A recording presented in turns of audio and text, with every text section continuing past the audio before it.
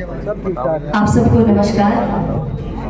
और मैं वारसी साहब का धन्यवाद करती हूँ कि उन्होंने मुझे इस महफिल में बुलाया है। और हमारे सांसद बदायूं, माननीय सांसद बदायूं आदित्य यादव जी को बहुत बहुत बधाई देती हूँ। एक बार जोरदार तालियां बजा दीजिए। हमारे बीच, हमारे मुल्क में पधारे हुए डॉक्टर बू अब्दुल्ला साहब का स्वागत करती हूँ। और अभी नदीम फारूक साहब कह रहे थे कि हम किसी शायरा को बुला रहे हैं, मैं किसी शायरा को बुलाता हूँ, वो शायरा के जज्बातों और उनके एहसासातों की तर्जुमानी करें। पर आज मैं यहाँ उनके हालातों की तर्जुमानी करने उपस्थित हुई हूँ। मेरे हालात शायरा के। अच्छा, शायरा। नहीं, हाँ, मैं वही समझ। मैं जब रात को कोई ये बड़ा खतरनाक आदमी है। ये पुरानी 20 साल की बातें याद हैं जी। जब भी कोई लड़की, कोई औरत, कोई महिला काम करके घर वापस देर से आती है तो कभी कोई उसके लिए ये पूछने के लिए नहीं बैठा होता कि क्या आप थक गए हो, क्या थकान तो नहीं हो गई है।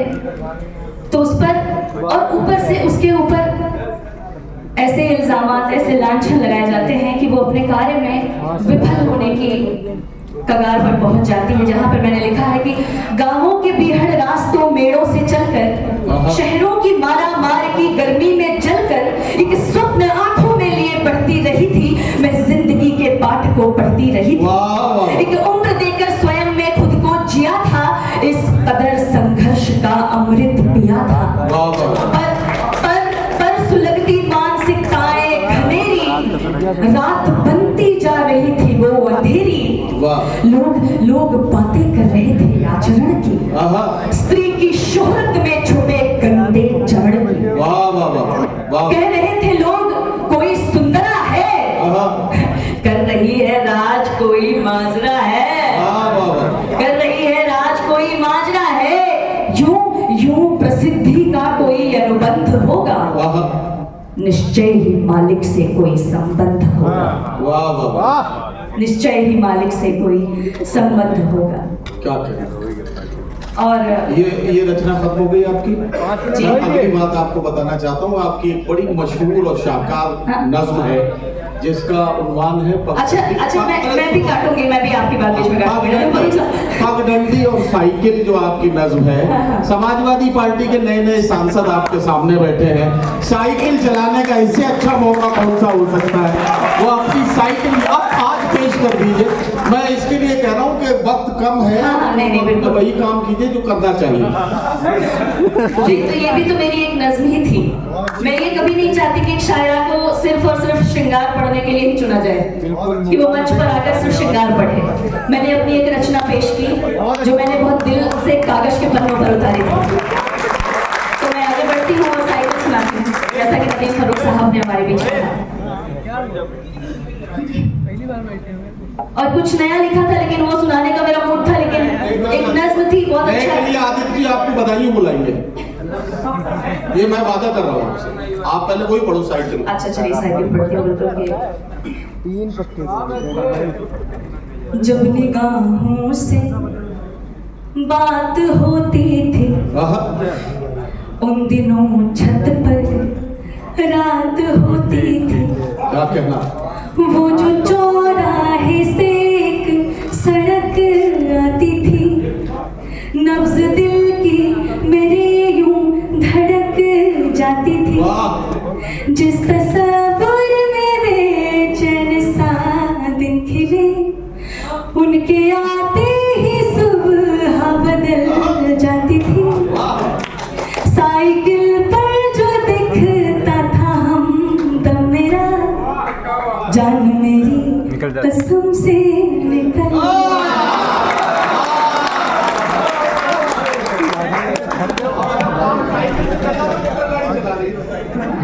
वो जो पहला था, वो जो पहला सा प्यार था, दिल बेकरार था।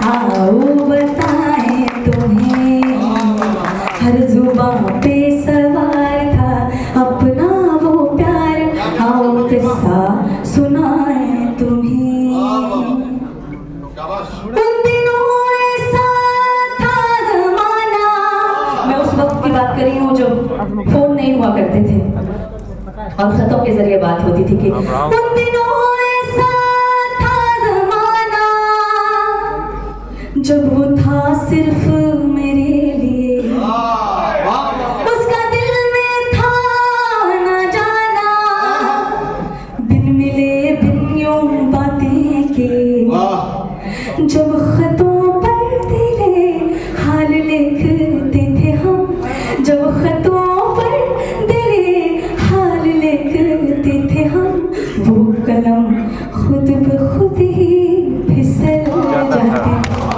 वो जो पहला सा प्यार था दिल बेकरार था, आओ बताएं तुम्हें, हर जुबां पे सवार था अपना वो प्यार, आओ किस्सा सुनाएं तुम्हें। मैं गांव से बिलोंग करती हूँ, मैं गांव की रहने वाली हूँ, मेरे 15 वर्ष गांव में ही बीते। और जब हम साइकिल पर स्कूल जाया करते हैं और पहली नज़र का पहला प्यार होता है, तो मैंने उस पर ये गीत लिखा है और आगे कहती हूँ कि गांव की सुंदर वादियों में महकी सी ऋतुएं खिले, वाह क्या कहना, वाह। घर के फूलों की क्यारियों में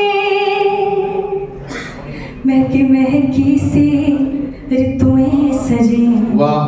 जब नजर को उठा कर मुझे देख ले, क्या कहना, जब नजर को उठा कर मुझे देख ले, चांदनी भी शर्म से पिघल जाती।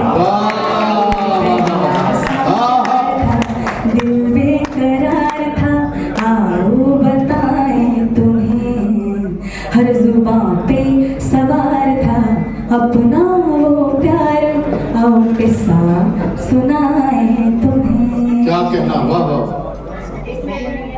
नहीं पढ़ लो, 1 मिनट और, कोई बात नहीं। अरे पढ़ भी बहुत अच्छा नहीं है, आप जरा सा एक बार ताली बजा के इनका हौसला बढ़ा दीजिए।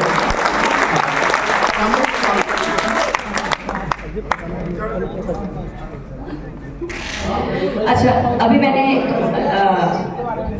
मैंने एक महिला के दिली जज्बात कहे थे, और क्योंकि गांव से जुड़ी हूँ तो किसानों के बारे में कुछ कहना चाहती हूँ। 4 पंक्तियां। लहू सजोकर प्राण दान के पौधे सींच रहा है, वो किसान है जो जीवन की रेखा खींच रहा है। लहू सजोकर प्राण दान के पौधे सींच रहा है, वो किसान है जो जीवन की रेखा खींच रहा है। आज अन्न में रोजगार की भीख दिखाई देती है, आज अन्न में रोजगार की भीख दिखाई देती है, रक्तदान में रक्तपात की चीख सुनाई देती है। फटे पुराने कपड़ों में जो सबको दिख रहा है, वो किसान है जो जीवन की रेखा खींच रहा है, वो किसान है जो जीवन की रेखा खींच रहा है। इसी पर 2 लाइन मैं सुनाती हूँ कि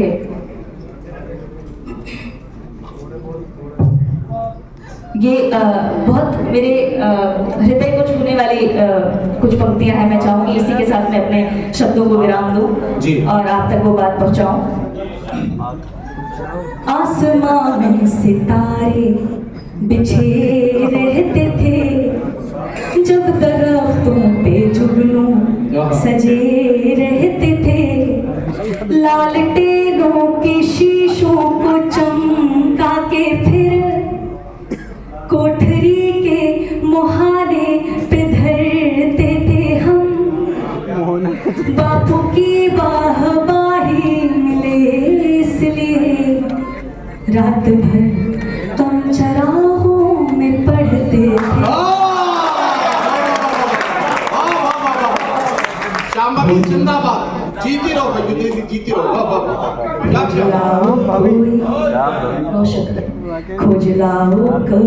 खोज लाओ कोई उन दिनों को कभी, जब हमारा वो एक घर हुआ करता था।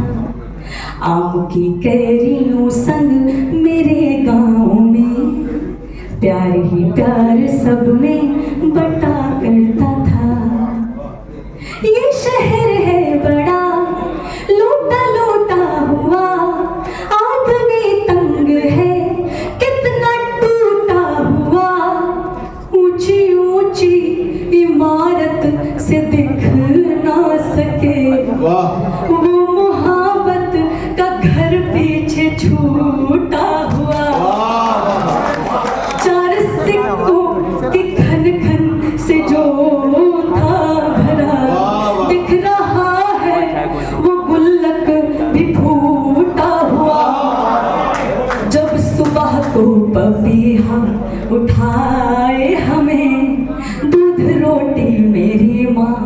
खिलाए हमें। चाय की पत्ती में निकली टॉफी को हम तोड़कर बांट कर प्यार से खाते थे। इतनी यारी थी कि दोस्तों के लिए मार खा के भी झगड़ों में मुस्कुराते। उन दिनों को जब हमारा वो एक घर हुआ करता था आम की कैरियों से गाँव में प्यार ही प्यार सब में बटा करता था। बहुत शुक्रिया आपका। बहुत शुक्रिया। मैं शांभवी सिंह को इस खूबसूरत कलाम के लिए मुबारकबाद पेश कर रहा हूँ और इससे